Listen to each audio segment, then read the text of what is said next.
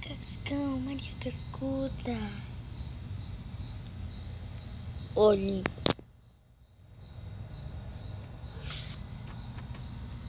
Cascão, por que você tá dando uma olhada naquela garota ali? O que ela tem que eu não tenho? Além dos olhos, das pernas, da boca,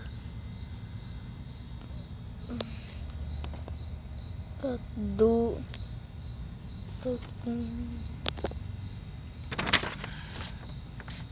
pra você, linda donzela. Que cheiro horrível.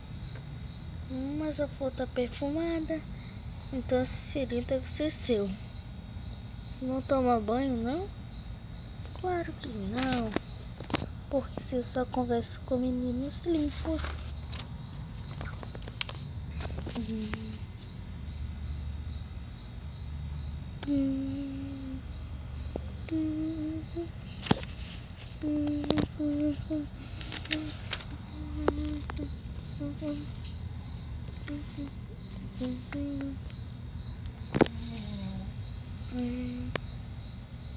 Oi?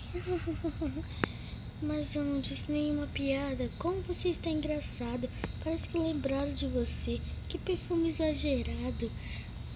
Você é mais engraçado assim que sujo.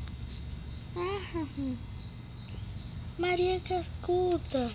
Ei, quem é você? Eu sou do Cascãozinho. Sou eu, Cascãozinho. Não é... Não, o Cascãozinho é sujo. Que eu tomei banho. Você está horrível, você está horrível. Eu não quero você assim. Uau. Maria Cascuda. Que menino fofinho. Imagina se ele tomasse um banho. As velhas piadas de náufragos. Ufa, finalmente cheguei em terra firme. Ei, pare com isso. Oi, meu nome é Bidu. Eu sou um náufrago.